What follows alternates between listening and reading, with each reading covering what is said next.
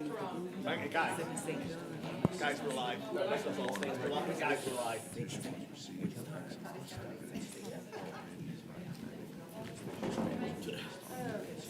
Yes, and they're currently the other side.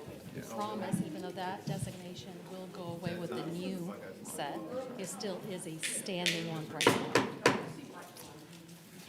Good morning, and welcome to the informal meeting of the Savannah-Chatham County Board of Public Education. This meeting is live streamed, and well, anyway. This is our informal meeting. In our informal meeting, it is just that. It's information only. We do not take any votes. So we're going to get started right away with our superintendent's entry plan report.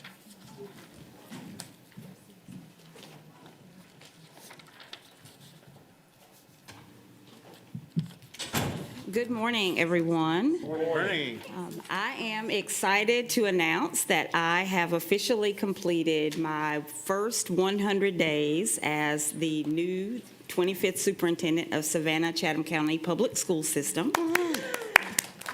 And it has been an amazing transition, shaped by an extremely supportive board, a very welcoming community, and an opportunity to serve as the lead learner of this district.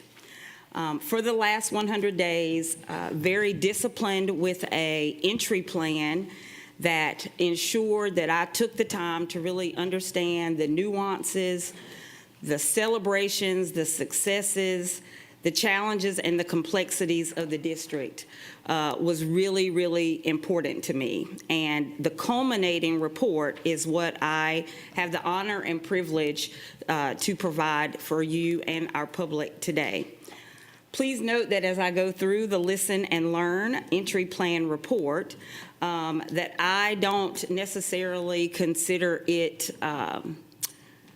fact.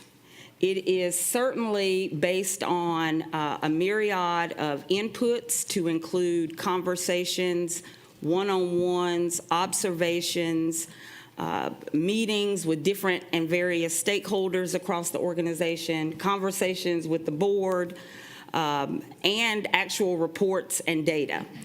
Shaped by the themes of all of those things, today you will learn what my findings are, and I consider my findings simply an opportunity to hold up the mirror to the district, right? It's not necessarily a belief that I have or that I believe anyone should have about the district.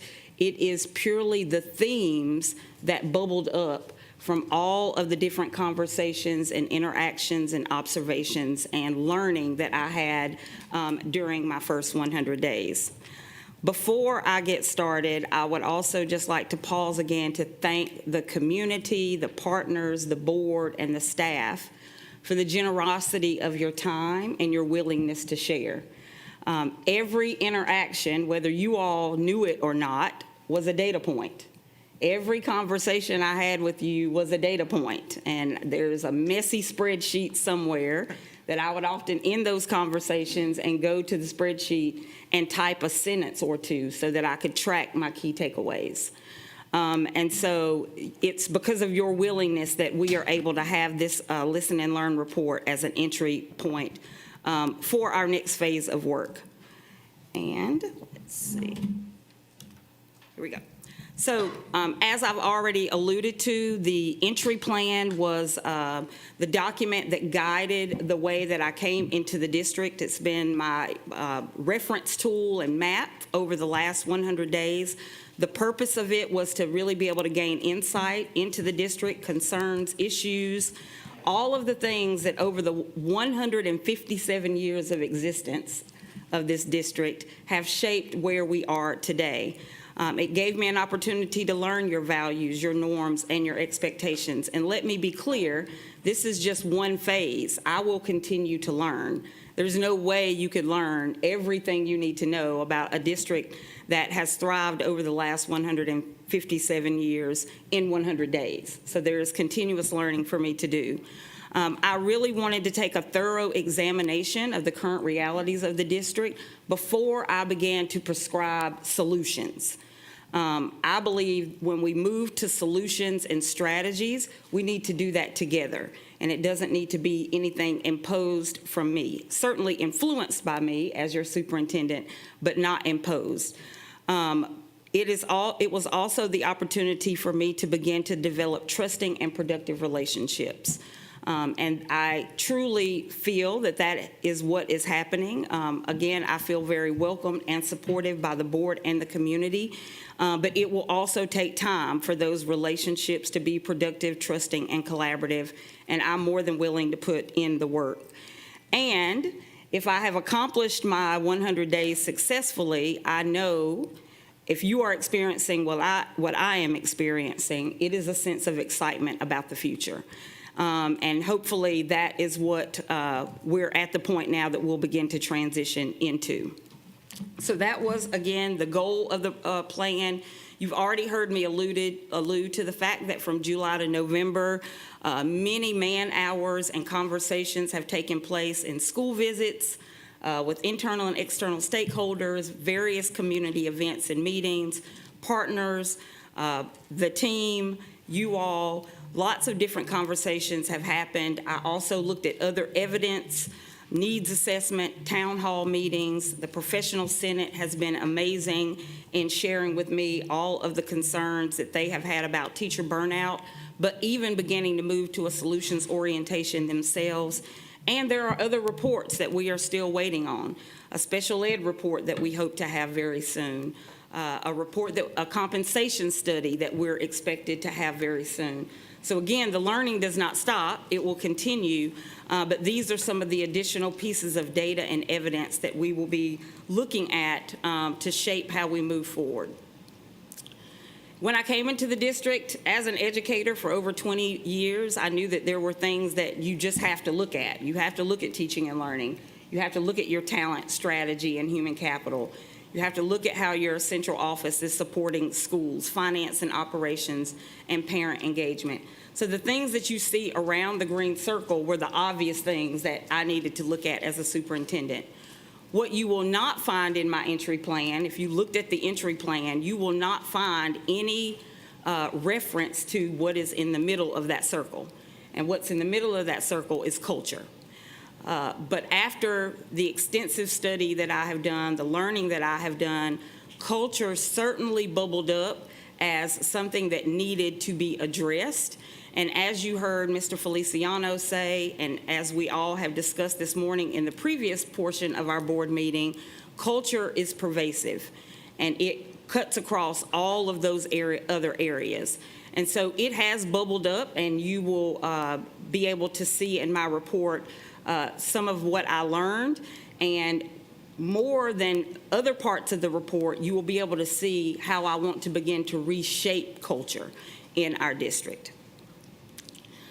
So again, the district has a tapestry of strengths and assets, and I was excited to learn all about the strengths and assets that we have as a district.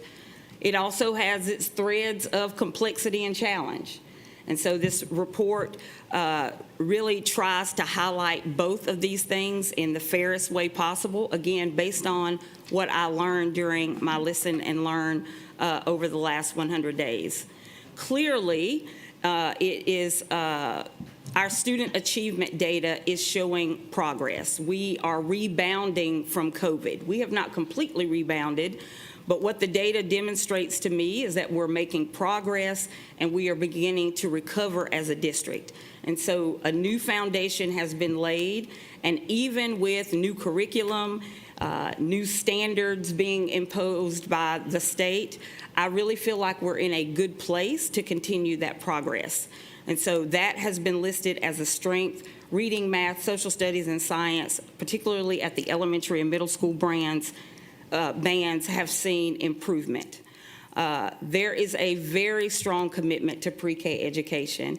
And I'm channeling Miss Cornelia Hall. I remember during the interview phase, her really making an impression on me about how important pre-K education is to the district, and immediately coming into the district with the programming that we have, it was obvious to me that that is a strength that we want to continue to build on.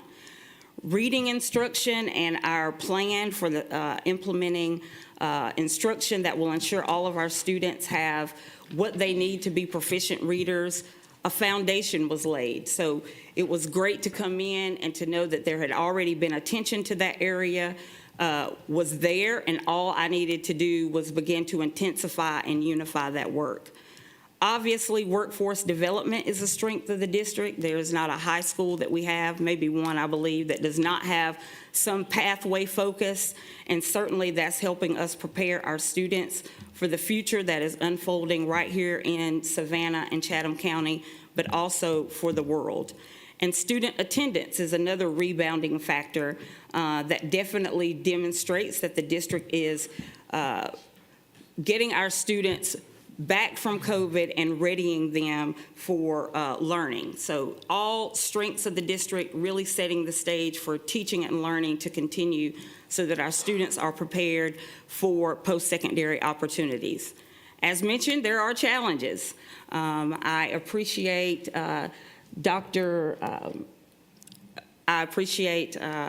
the conversation this morning around classroom culture, because that is something that I have observed in my visits to schools.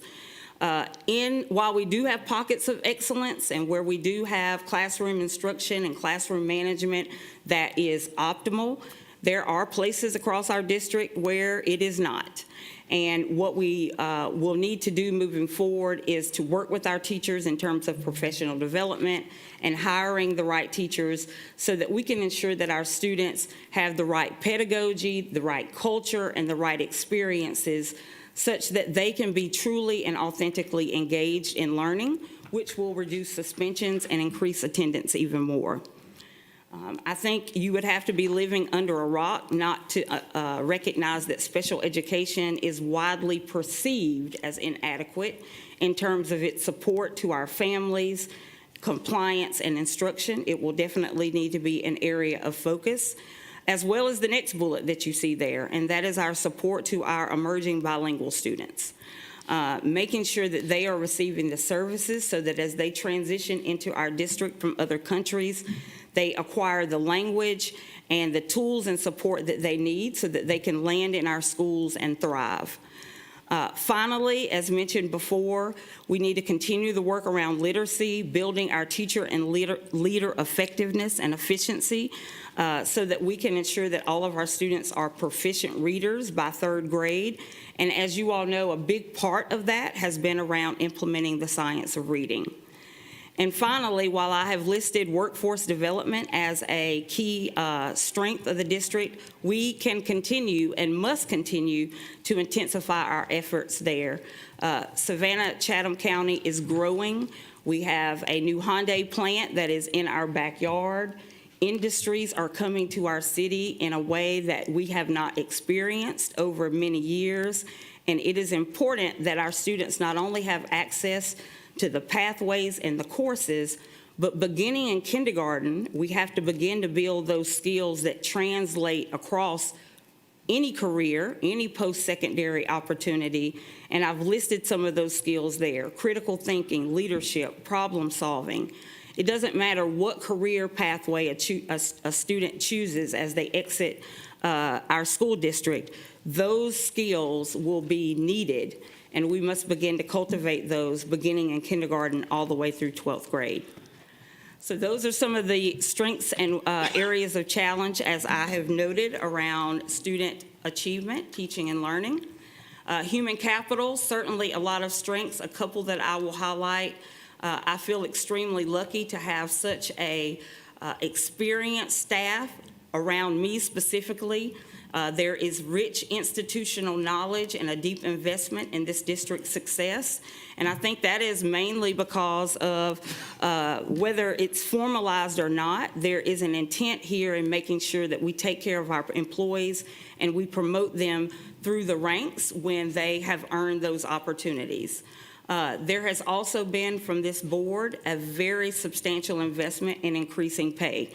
I cannot think of a single board meeting where we have not talked about compensation. And all the board meetings that I have looked at in the past, as I prepare to transition into the district, also included conversations about employee compensation. So there is a belief here that we want to make sure that all of our employees have a wage that values their role in the district. Our professional development department, I think, should certainly be held up as a star highlight of the district. To have an in-house entity that offers endorsements in special education, and endorsement in gifted and talented education, and even the certification opportunities to become a teacher is not something that is widely known in other districts. And so, again, wanting to highlight here that our professional development department is something that we should consider a strength, and I have certainly found that in my listening and learning. We have to also address the brutal facts around our challenges, and we do have a few around talent and human capital. Our teachers have loudly and clearly, not only in our district but across the state and across the nation, highlighted teacher burnout as an inhibiting factor. And we not only have to address that with teachers, I would purport that we should be addressing that with all employees. My observations tell me that it is not just teacher burnout at the school level. We're experiencing burnout across the district with all employee groups. And teachers and our students are the receivers of that often. And so we have to address that, and we have to do it meaningfully, and we have to do it with our teachers and employees at the table. Hiring practices need to be addressed. People should not be confused or having a feeling of how you get promoted or how you land in a position. That should not be cloudy for people. It should be clear, and it should be based on merit. It should be based on qualifications and experiences. So that is definitely an area I heard loud and clear. Specifically, over the next few bullets, I want to highlight the opportunity not just across the district, but specifically in our high priority schools, schools that are experiencing recurring low performance. We have to address our challenges around strategies that will ensure hiring, placing, onboarding, and supporting teachers in our most challenged schools is addressed. Just last night at the town hall meeting, a teacher came up to me and she said her very first teaching experience in this district as a second pathway, so she didn't go to college to be a teacher, but has landed in the profession, was at a very challenging school. So as a new teacher, with all that is inherent in learning as a new teacher, she also had the challenges of being at a school where student achievement needed to advance even faster. And she did not stay at that school very long. She is now at another school, and she's an experienced teacher now, and we have retained her. But I think about all the teachers that may be leaving because their first placement as a teacher is at a school where there are already challenges to be overcome. And so I definitely feel we have to have a strategy that will address that for the benefit of our students. Our students deserve to have teachers that are experienced, willing, and able to accelerate their performance. And while I've listed professional development as a strength, we also have opportunity. We do not have a well thought out professional development strategy for the operations side of the house. All of our employees deserve to be developed and deserve to have feedback and opportunities for professional growth. So we need to work as a district to formalize it and make sure that those opportunities are extended, not just for teachers and certified staff, but for all of our staff across the district. So those were our talent and human capital pieces. I'm going to pause there. before I go to the last couple and see if there are questions or comments, just to give you some time to digest and internalize. Anyone? Ms. Growski. I won't be shy. I was excited to read this report when we received it. I appreciate your honesty and transparency and how you have reflected your observations. I think many of these things we have heard anecdotally or maybe we've seen, but it's really hard, I think, to have, to really know what's happening, and the time that you've taken to be able to bring these reflections back to us and to the community are deeply appreciated. I also want to commend the recognition of culture. When we've heard from our principals in their academic success, and especially in being able to accelerate growth in their students, so much of what those principals have shared with us is the culture that they have built within their schools. And I am so excited to see this elevated beyond individual schools to the district as a whole, and share your excitement about our future. So thank you. Thank you. Yes. Thank you. I'm still digesting, and so I'll probably have more cogent thoughts later. I appreciate the reflection that you're sharing.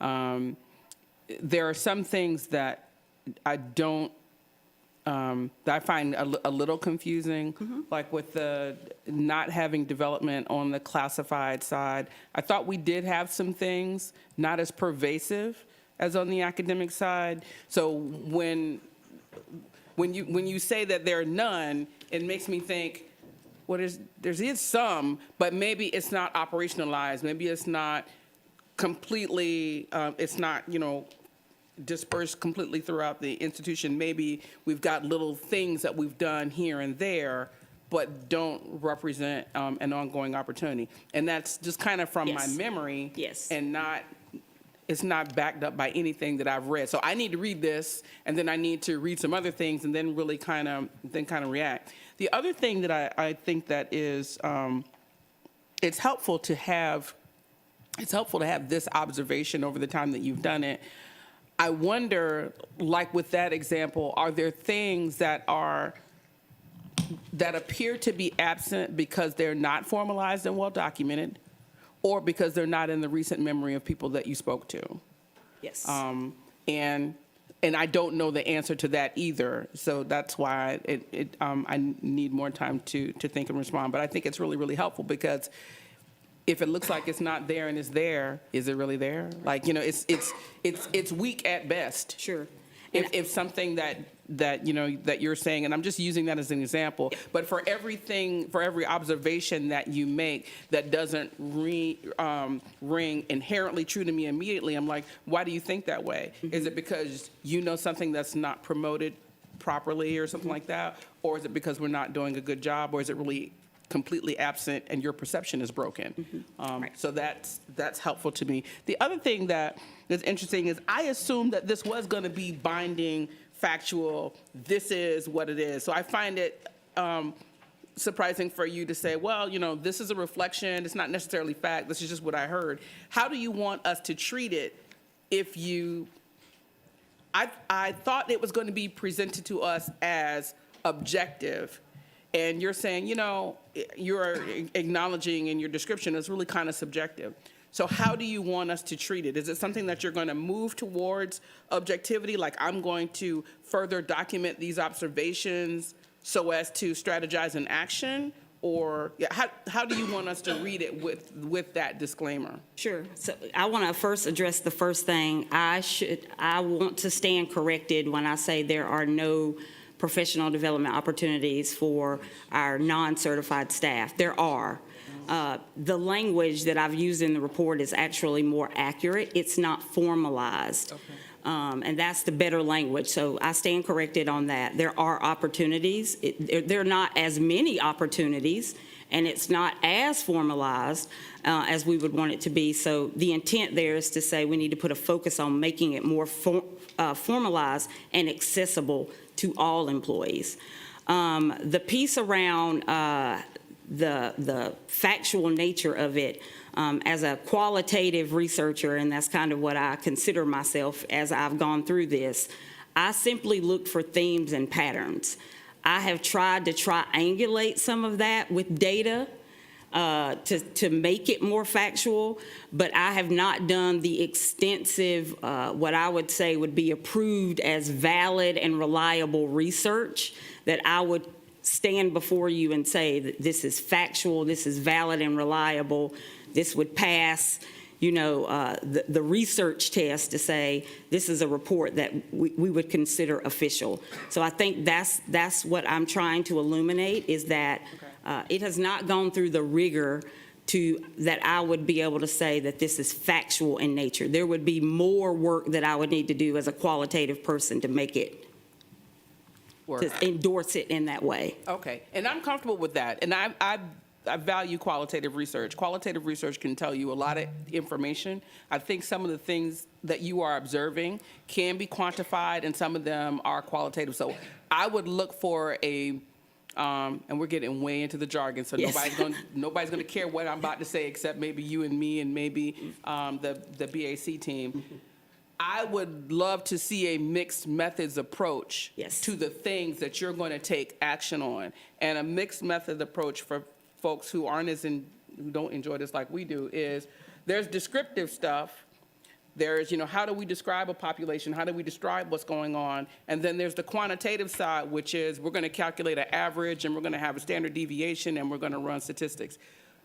Your observations for the first 100 days are extremely valuable to everybody, to the people who agree with them and the people who do not agree with them. And so that validation process is going to be really important as you start to make operational steps Yes. to react to what you've seen. And so that validation process, to me, some of it can be mixed methods and would bring stronger emphasis to it when you bring really aggressive actions to the board that are against district heritage. When you say you want to do something really, really differently, it is going to need that kind of validation, not just to get us to vote on it, but to get buy-in from all the employees across all the different facilities. They're going to want something more than a hunch or a feeling or an impression. They're going to want something that's been evaluated so that they can buy in and put both of their shoulders behind it. If there is a doctoral student listening to this presentation today, we have just provided you a dissertation topic. And I would love to talk to you more. Okay, Ms. Hall, we're just going to go around, guys. I'm a little surprised to see that you feel we have an over-reliance on internal promotions, because I've always, across my career, wanted to train, encourage, and promote people from within the system. Of course, you always want fresh eyes and new ideas and new blood, but I felt it was a good practice, a best practice, to try to develop your own talent. So to see this as a cultural problem of cronyism, I guess I don't think they both have to be. That trying to promote from within, to train your very best, to make them the best and brightest, does not necessarily have to result in cronyism. So that's something that I'll be looking forward to see how we play this out, because I think it does have a big impact on morale. If I come into this district as a teacher and I want to be able to expand and promote and stay with this career and move to the top of my ranks, I don't necessarily have to have an uncle or an aunt who works here. I want to know that I can do that. So that'll be very Absolutely. interesting going forward. And I appreciate the feedback. I tried to balance it. So if you look at the strengths do acknowledge the grow your own strategy in the district. And I do see that as a strength of the district. I also, to your point, just to endorse what you said, do not want to exclude the opportunity for anybody external. I don't want the default behavior to always go, well, I shouldn't say I don't want. I believe we are better served as a district when we are willing to consider the most qualified person, whether it be internal or external, into a position, and want to make sure that we're keeping our eyes open to both sides. But I agree with you wholeheartedly. The internal grow your own strategy that we have in the district is definitely a strength, and it's something that I would like to continue. Sean, you have anything? This is going to be a very political statement. I agree with a lot of what I see in here and have some questions about some other things. Sure. And I'm not going to detail which is which.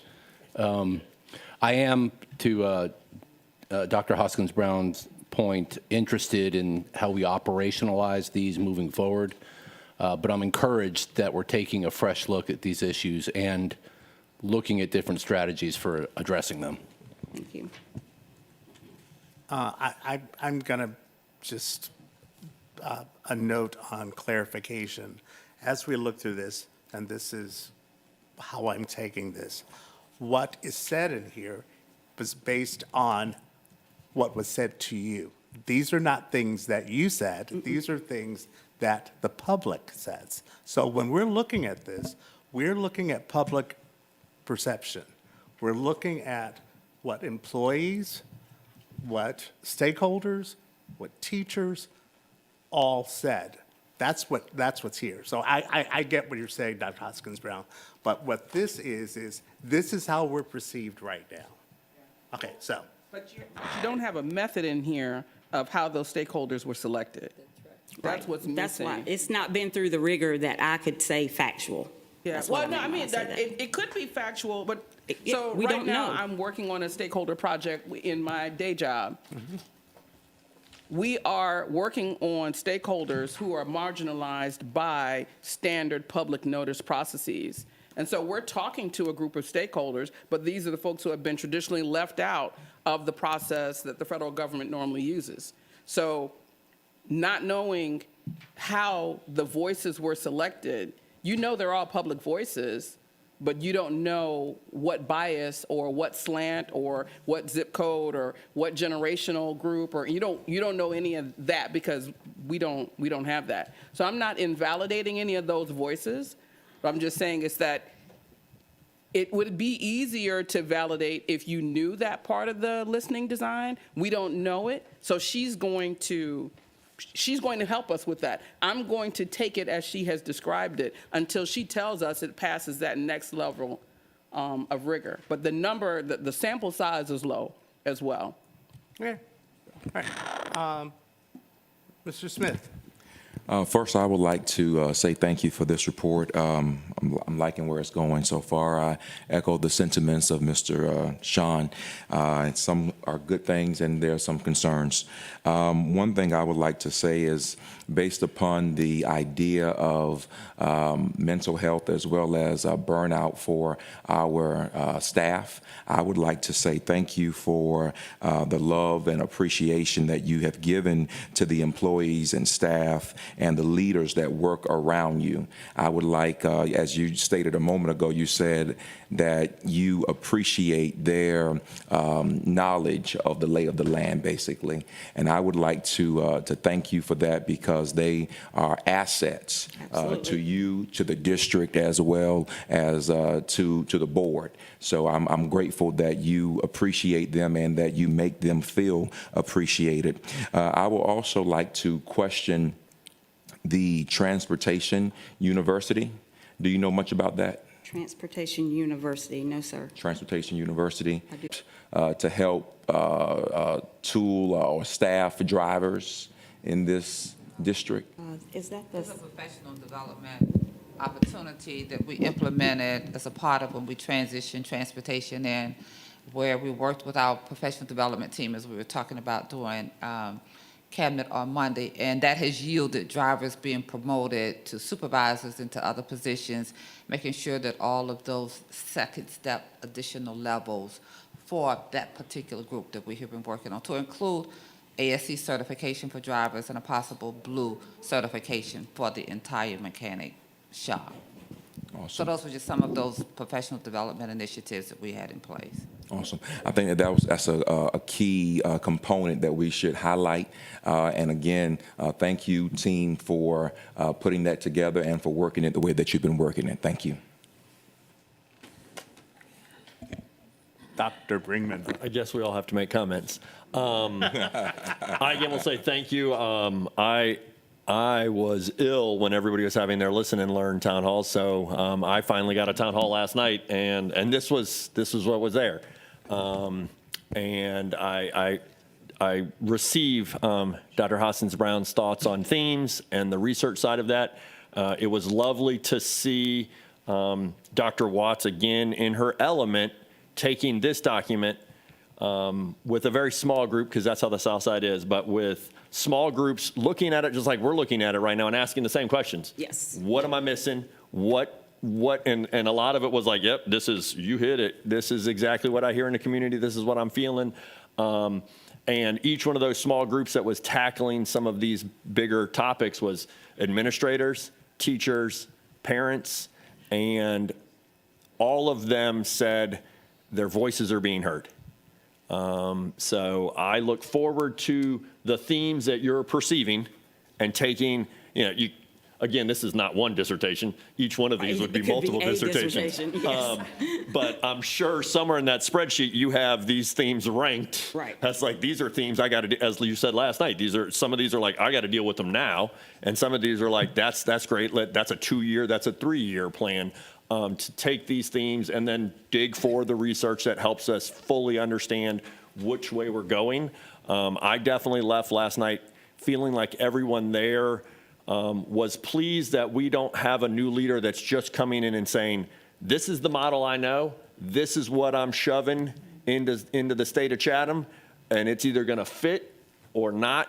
And rather than doing that, you're taking a culture and figuring out that culture and how you can lead in that culture to move us forward. So I believe that's the district's going to keep going around and taking this out and getting more data. Again, we aren't picking the sample. It's just the sample of convenience. Shows Yeah. So we can write that in the limitations of our study. Yes. All the nerds in the room, yeah. So I'm excited. I had one of the administrators last night told me, I hope one day to be a superintendent, but I always thought I didn't have the pomp and circumstance that you're supposed to have as a superintendent. And then she said, and then I met Dr. Watts, and I figured out I didn't have to have that to be a superintendent. So I went home happy that our decision this past summer continues to be checked off as we're going the right direction. So again, thank you. We'll keep talking about the other ones, and maybe we'll go around the circle again More time. before executive. Exactly. Absolutely. I'm So going- before I get to Mr. Johnson, go ahead, Mr. Smith, you had a question. Go ahead. Okay, he doesn't have a question. Okay, Mr. Johnson. Yay. So I also want to thank you for what we've gone over so far. And everything that from the strengths and the challenges are things that I'm pretty sure we've all heard at one point or another. I know some of the stuff in both columns that, we've talked about. And I'm looking forward to also that data. I was a math major at one point, so it's the data It's and important. how are we going to use that data to rectify some of these challenges. I am going to point out when you had on the challenges for the student achievement, teaching, and learning, the very first bullet point about the mismatch between the rigor and what happens with the standardized testing and the assessments, that is one thing that I do hear about a lot. And I'm glad that you actually put that as the first bullet point to kind of focus on that. The same on the talent and human capital, that you put staff burnout, and not just teacher burnout, but the full staff, because it is a very apparent with talking to people who have left about the burnout, whether they're teachers or custodians or bus drivers or whatever department they're a part of. That's usually the number one reason why they've left. So thank you. Agreed. I think it's interesting to note the piece around the mismatch between graduation rate and rigor. It wasn't stated just like that, but that note came from the two student focus groups. So what the students said to me, this is what students said to me. So write students beside this. Teachers didn't tell me this, principals didn't tell me this. Students said, we work, we get A's in our classes, we get B's in our classes, and then the test arrives in front of us at the end of the year, and we are like, did we sit through the wrong class? Because we don't feel prepared for those SATs and for that GMAS test at the end of the year. So that specific point actually came from the students in our district, not adults. So I just want to highlight that. That was illuminated by them. Okay. Sean? Just one comment on that. I've heard that too, and then when I talk to teachers, what I hear is the state gives us teaching guide and pacing guide. So where is the disconnect? Right. And I'm just asking that as a rhetorical question. Sure. Well, it is Add that- rhetorical, but I want to say there, Well, it's a let's add that. guide. Right, it's a guide, It's and a- it's the interpretation of the guide and then the implementation. but- So, yeah, there's a I'm not gap arguing, I'm saying I'd like to know where that to understand the gap. discussion goes. Absolutely. Dr. Howard Hall? Yes, thank you so much for this entry report. It's something that you said you would do. And I know that 100 days is a long time, but again, it's a short period of time to receive this information. And as we know in all reports, we will report strengths and we will report the challenges. But one thing we have to all remember is that behind every challenge, there's an opportunity. Yes. Behind every challenge, there is to be success. So I'm looking forward to the next phase of your report so we can focus on how we're going to have that success, how we're going to have those opportunities. And what really stands out to me is your theme, listen, learn, and lead. And that is just not something that you should do as a superintendent, but all of us as board members, listen, learn, lead, as administrators, as teachers, and even as students. So this needs to be a theme within the district for every level of participation, whether it's classified, certified, or as students, as well as parents. We all should listen, learn, and lead, because that is the prelude to success. Thank you. I think we got L3. We got a new acronym. I will quickly, if it's okay, just kind of breeze through the rest of this. Capacity and coherence, just a couple of strengths that I think have already been illuminated. The wealth of institutional knowledge cannot be overstated enough. Observations of internal and external stakeholders demonstrate a strong readiness for change. I'm excited about that. I want to celebrate our principal supervisors. Principals that I have spoken to have said, if I text, if I email, if I call, I get a call, a text, or a response back within the hour, and certainly within the same day.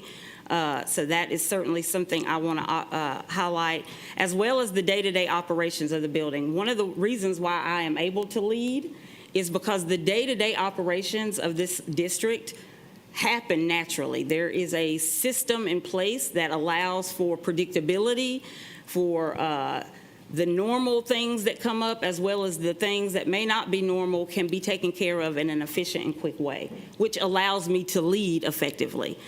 So I wanted to highlight that. Some challenges, silos, you've already heard referenced throughout the day.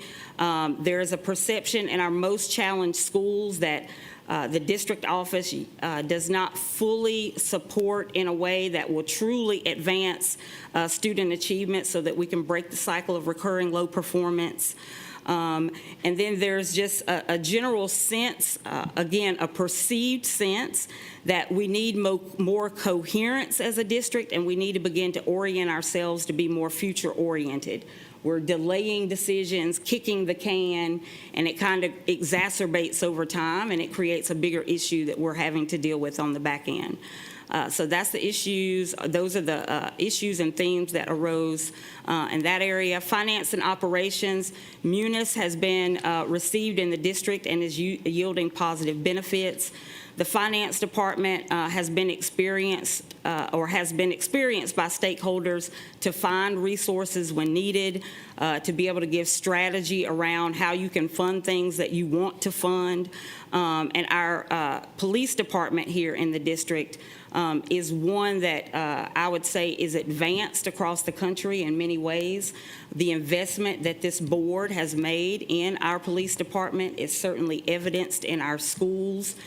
From the moment you drive on the campus until the moment you leave, there is a sense of safety when you walk into the buildings and the procedures that are operationalized each and every day. So I wanted to highlight that in the report as well. Moving to challenges, we have work to do in terms of our budget. I think we all know that, and we had a budget committee meeting last week, and really wanted to begin to think about how we begin to overhaul that process and make it more intentional and strategic. Transportation, again, a topic that has been highlighted by the board and discussed amongst stakeholders. And we know that the receiver of that and the impacts of that really lie with our students. When they have excessive bus rides and they're not arriving to school on time, it impacts teaching and learning. And so it is something that needs to be addressed. Construction, repair, maintenance, renovation projects. There just continues to be a lack of clarity around where we are with things.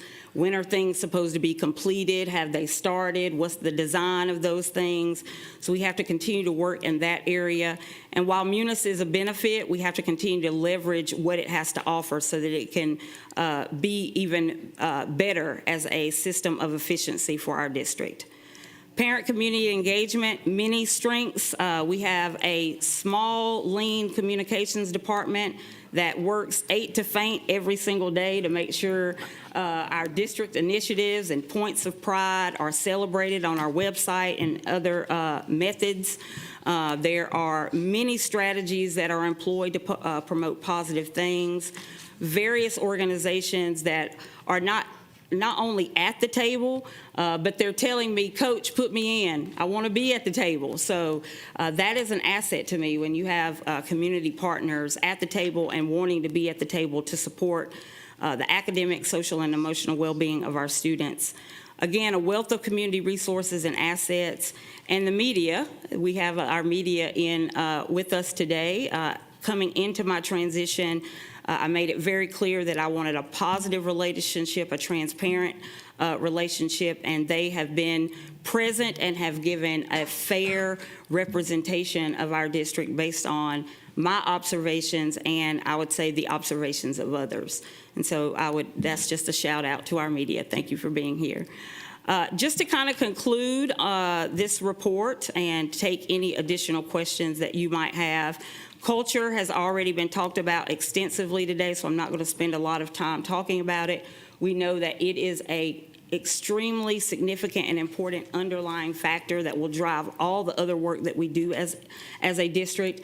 And more than anything, and I want to make sure I state publicly, having a psychologically safe environment where collaboration and feedback and accountability is a part of the work is extremely important, and it will drive performance and help us all realize what the true limitless potential of this district can be. And so I will be working, the team will be working very hard to transform the culture as we do the other work that we need to do in the district. The call to action is the last slide. Many of you may be reading this and say, okay, so what? This is what Dr. Watts has illuminated in her report. I'm excited that now we move to the next phase, and that is the now what. The now what needs to include more validation of the report. The now what needs to include continuing to be a learner in the district. The now what needs to include how do we begin to get future facing and come up with the solutions that we need to come up with to move our district forward. And I am lucky and extremely honored to have a host of partners, a supportive school board, an amazing staff to be able to do that together. So over the next few months, that's the charge. That's how we will move forward together in this work. Our students deserve it. Our students need it. And I am convinced now more than ever that we have exactly what we need in Savannah-Chatham Public School System to truly realize our preferred future. So that is the conclusion of my report. I'll accept any more questions or comments. Okay, Ms. Hall had one. I will be doing a little pushback on the challenge that there is a lack of clarity on construction, repair, maintenance, and renovation projects, et cetera. As a board member, that's one of the areas I feel clearest about. The facility assessment plans that we've had to delve into and go over and participate in, our capital improvement committee, which I feel is one of our strongest committees that has really laid things out as we go along with our different projects, and the fact that our public endorsed the biggest East Blast program we've ever had for E4 leads me to believe that we have a lot of clarity on that department. That's one of the departments where I don't feel as concerned as with academics and other things. So I just guess I'll be interested in seeing where there are feelings that their clarity is lacking and what needs to be changed. Because like I said, I do feel that that's one of the things that we have learned the most about since my time on the board, and I've been on for like 12 years now. That feedback. Okay, anyone else? Thank you very much. This is an amazing report. Thank you. Thank you.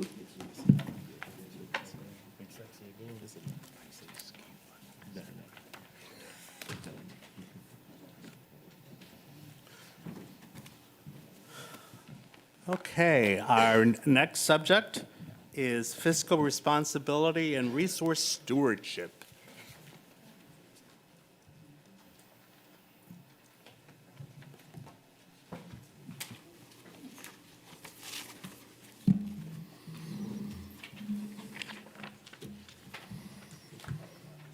I don't reach.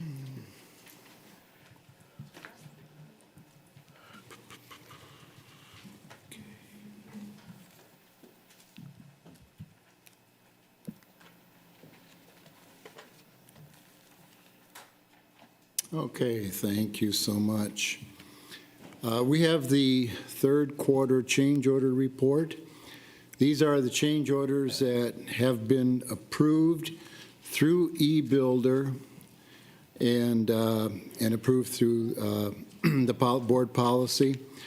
They are all change orders that are under $50,000. The ones that are over $50,000, we have presented to the board for approval again in response to policy. Oops. Fix you up right here. Uh-oh. All right. I knew I would probably mess something up. I'm sorry. That's okay. I'll just take any questions that you might have on the change orders. Dr. Howard Hall? Just item 7 with the GMG K-12 complex.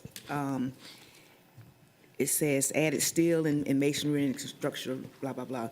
And then it says the reason why, because it was missed in design. Is that something that's typical, that things are missed in design? And when do they recognize that it's missed in design? After the structure has already been built, and then they realize that we need to put this column here or whatever? Or do you normally catch those kind of things in the actual drawing, the blueprint? Could you just kind of expound on that part was missing? Definitely. And with more complex projects, yes, there's a possibility of that occurring. There's a lot of little details in those drawings.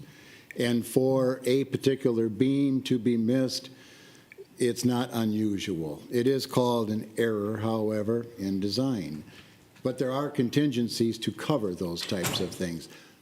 More normally, they're picked up in the shop drawings, because you would have shop drawings of the precast and you would have shop drawings of the steel, and it's the contractor's responsibility to marry those two together and say, ooh, I have no place to bear this precast, and that's what had occurred right here, because they were missing a beam on the structural drawing. So very easily taken care of. Okay. Okay. Dr. Hoskins Brown? Thank you. My question was similar, and I usually ask this about change orders like Dr. Howard Hall. So my question is about items 7 through whatever that bottom number is on the errors and omissions. Are those, that is, I think, 18. Are those, that's 17. Are those our errors, or is it, are there design errors, or are they builder errors? Who owns those errors? They are both design and/or construction contractor errors. However, I'd like to also note that the type is error/omission. And in most cases, what you find out, it's like an omission. Yeah, it's an omission. It was missing a beam. It was missing a column. It was missing some. When you get into the details themselves, sometimes the plans just do not have all of the parts and pieces that are needed. And so those are the kinds of things that are omissions, and they're classified in this type of change order. I understand. I'm still looking for fault. I mean, I understand what you're saying. If my son borrows my car and he spills a milkshake and doesn't tell me, it's an omission until I get in the car and see that he has spilled a milkshake. It's still his fault, and I still want him to clean it up. So I understand omissions happen and that there's not like any maliciousness behind it. But for some of these, for some things that are omissions, we need that because we made a change that necessitated that, so it was omitted. Other things are, it should have always been there. It's a natural part of the design. Why was it omitted? I think that's what I'm trying to understand. Mm-hmm. And maybe the clarification of it also is that this is inherent in the business, where a designer, and this is where a lot of times it's good to have like prototype designs, and we do those. Okay. And we find out with those, we do not have, errors and omission change orders, because the lessons learned in a previous prototype have been put in the new drawings for the current project, and then you don't have those change orders. So yeah, and the reviews that can go through. You hear of a constructability review. Those are important reviews that we go and do, and look at the documents and build a project in our heads, basically, looking for those details and making sure that the architect then incorporates them in. Anyone else? And just to, Yes, just to Dr. add Howard. on what you were saying, so you do look at the change orders so that they won't happen again when you're building your next, your next school. Yeah. For example, we've got Windsor coming up and the K-12 Bloomingdale. So this type of information will assist you all. Definitely, so it won't happen. definitely. For Bloomingdale, definitely, because that is an architect that, J.W. Buckley, that we've worked with a lot, and they have designs that are similar to their other projects. So, no, these will not be evident then. Yes, ma'am. Anyone else? Thank you very much. Thank you. Okay, I will now entertain a motion to go into executive session. So moved. Moved. Seconded. All in favor? That was unanimous. All right. Thank you very much. I know, right?